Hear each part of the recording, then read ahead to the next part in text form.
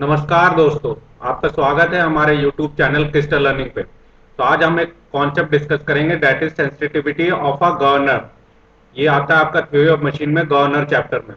तो बेसिकली इसमें मेरे पास कई स्टूडेंट के मतलब क्वेरीज आते हैं जिस जिनमें उनको कोई डाउट होता है कि आपको रेंज ऑफ स्पीड ऊपर रखना है कि मीन ऑफ स्पीड ऊपर रखना है, एंड वाइस वर्सा। ठीक है, तो कौन सा इसमें ऑप्शन सही होता है? बहुत टीचर्स अलग अलग तरीके से बताते हैं कि कोई इंजन की स्पीड में होता है, कोई इसके स्पीड में होता है। मैंने वो एंगल अभी पढ़ा नहीं है, तो मैं उसमें डिटेल में नहीं जाऊंगा कि वो क्या बताते हैं, पर मैंने सुना है कहीं पे या कहीं पे लिखा भी देखा है कि किसी दूसरे के रिस्पेक्ट में कुछ होता है, इसके रिस्पेक्ट में वो होता है। बट मैंने कुछ स्टैंडर्ड बुक्स पढ़े हैं जिनका रेफरेंस भी मैं नीचे अभी आपको दे दूंगा, तो उसमें क्या लिखा हुआ है उसके हिसाब से डिस्कस करते हैं कि क्यों कंफ्यूजन है, कौन सा राइट होना चाहिए और कौन सा नहीं होना चाहिए। तो ये क्वेश्चन काफी रिपीट होता है आपके स्टेट गवर्नमेंट एग्जाम में, अदर एग्जाम्स में। देखिए ईएससी में 2 बार आया, इंजीनियरिंग सर्विस एग्जामिनेशन में 2000 में आया था, फिर 2005 में भी आया था। ठीक है, तो यहाँ पे मैं सेंसिटिविटी आपको नहीं पढ़ाऊंगा कि क्या होता है क्या नहीं होता है समझाने, कुछ लाइंस पढ़ेंगे और मेनली जो फोकस रहेगा इस लेक्चर का कि इसमें कौन सा फॉर्मूला लेना है आपको, कौन सा सही है। तो थोड़ा बहुत देखेंगे कि a governor is called sensitive when the difference in speed of the engine is small for any given displacement of sleeve. Okay, or the more sensitive a governor, the more readily a change of ball position occurs with a variation of speed, and more readily can power be regulated to keep the speed approximately constant. हमें speed constant रखना है, but अगर कुछ speed का variation आता है तो उसको सेंस होना चाहिए। तो उसको सेंस कर ले कि हमारा स्पीड वेरिएशन हुआ है, तो हमें अपने पावर में ऊपर नीचे घटाना है ताकि हमारा स्पीड कांस्टेंट रह सके। तो अब वो जो वेरिएशन ऑफ स्पीड हो रहा है उसको रीड कैसे करता है? गवर्नर रीड करता है, और गवर्नर की बॉल पोजीशन से पता चलता है कि आपका स्पीड में चेंज हुआ है कि नहीं, मीन स्पीड। तो अगर वो उसको रीड आउट कर लेगा कि आपका थोड़ा सा भी आपका स्पीड का वेरिएशन चेंज हुआ है, तो वो रीड कर लेगा, अच्छा खासा डिस्टेंस बताएगा, डिस्टेंस ज्यादा बताएगा वो। और जो अगर ये वेरिएशन स्पीड को डिस्टेंस कम बताता है तो वो कम सेंसिटिव है। ठीक है, अगर डिस्टेंस ज्यादा बता रहा है कोई गवर्नर, थोड़ा सा भी स्पीड का वेरिएशन है, और कोई एक दो गवर्नर है, सपोज ए गवर्नर है जिसका स्लीप का मूवमेंट ज्यादा है, आपका वेरिएशन और स्पीड के रिस्पेक्ट में थोड़ा सा वेरिएशन है, और एक गवर्नर है जिसका जो स्लीव का मूवमेंट कम है, तो जिसका ज्यादा मूवमेंट है स्लीव का वो ज्यादा सेंसिटिव गवर्नर है। ठीक है, तो यहाँ से डिस्कस किया। तो इसीलिए एक जो ऑथर का रेफरेंस देखा, तो उन्होंने केवल सेंसिबिलिटी को डिफाइन किया था, कैसे? Mean speed upon variation of speed. और उसने देखिए साफ साफ लिखा हुआ क्या, often the reciprocal of this quantity is defined as sensitiveness. तो इसके जो रेसिप्रोकल को हम लोग डिफाइन करते हैं सेंसिटिवनेस से, बट दोनों को इंटरचेंजली यूज कर सकते हैं। इसके हिसाब से दो अलग अलग टर्म है, दैट इज सेंसिबिलिटी को इसने ये डिफाइन किया और सेंसिटिवनेस को बोला इसका रेसिप्रोकल होता है। ठीक है, so the difference in the definition is not important. There is no absolute unit measure of sensitiveness, and hence no definite significance can be attached to either ratio. तो सेंसिटिवनेस की कोई डेफिनेट मेजर नहीं होता है, but हम लोग यहाँ पे डिफाइन कर लेते हैं, इसलिए कोई आप सिग्निफिकेंस नहीं, डेफिनेट सिग्निफिकेंस यही होगा आपका। ठीक है, तो ये एक बुक में लिखा हुआ था। दूसरे बुक का पढ़ते हैं, जैसे यहाँ पे बताया कि governor which is indefinitely sensitive is termed as isochronous, that is run at the same speed at all position. तो आइसोक्रोनस टर्म अभी हम नहीं डिस्कस करेंगे, ठीक है, उसको हटा देते हैं। पढ़ते हैं, consider two governors A and B, दो governor at same speed. Suppose that when this speed increases और decreases by certain amount, of movement of speed sleep, movement of sleep A is greater.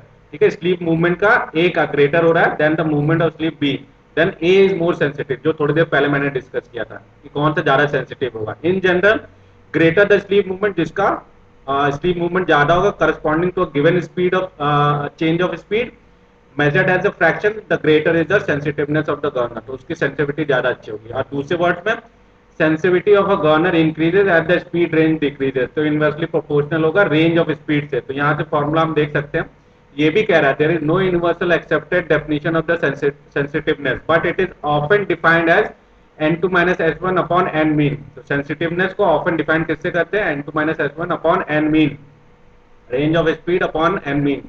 और देखिए यहाँ पे साफ साफ लिखा, और alternatively and more logically as, ये ऑथर कह रहा है सेंसिटिवनेस को ऐसे डिफाइन किया, बट मोर लॉजिकल तरीका क्या डिफाइन करने का, दैट इज ठीक इसका reciprocal N mean upon N two minus N N N one. यहाँ पे देखिए दोनों डेफिनेशन को वो सेंसिटिवनेस से डिफाइन कर रहा है, और इसको भी बोल रहा है कि ये मोर लॉजिकल है। क्यों? क्योंकि हमें पता है सेंसिटिवनेस किस पे, inversely proportional to speed range है, यहाँ पे बता के रखा हुआ। ठीक है, तो यहाँ पे देखिए दोनों फॉर्मूले ट्रू होते हैं। अब आते हैं कि इनमें दोनों में हमें लेना क्या है। और यहाँ पे जरूर ध्यान रखिएगा, रेंज में N1 और N2 को ब्लाइंडली याद नहीं करना है, N2 माइनस S1 N1, इसमें भी आपको फंसा देगा। यह ध्यान रखिए, N2 है आपकी हाईएस्ट स्पीड है और N1 क्या है, लोएस्ट स्पीड है, हमें रेंज निकालना है, तो हाईएस्ट माइनस लोएस्ट होगा, ठीक है ध्यान। और एन मीन क्या होगा, N2 minus N1 divided by 2।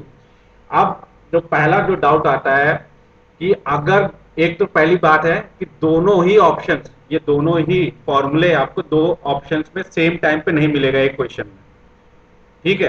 But अगर दुर्भाग्यवश दोनों ऑप्शन आपका दिया हुआ, तब आप क्या करेंगे, क्योंकि आप इंडिया में एग्जाम दे रहे हैं और इंडियन ऑथर बुक जो है इक्वेशन 2 को डिफाइन करता है सेंसिटिवनेस ऑफ द गवर्नर, ठीक है।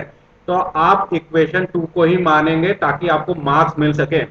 But according to standard books जो होती हैं वो सेंसिटिवनेस दोनों तरीके से डिफाइन होता है, और ये दोनों रेफरेंस मैं आपका दे देता हूँ जिन बुक से ये आपका थ्योरी में एक्सप्लेन कर रहा हूँ, that is Robert F Maikal theory of machine, और दूसरा है बेविस ब्रुनोलो थ्योरी ऑफ मशीन। ये दोनों जो आपका कंटेंट आपने देखा इन्हीं बुक से लिया गया है, ठीक है।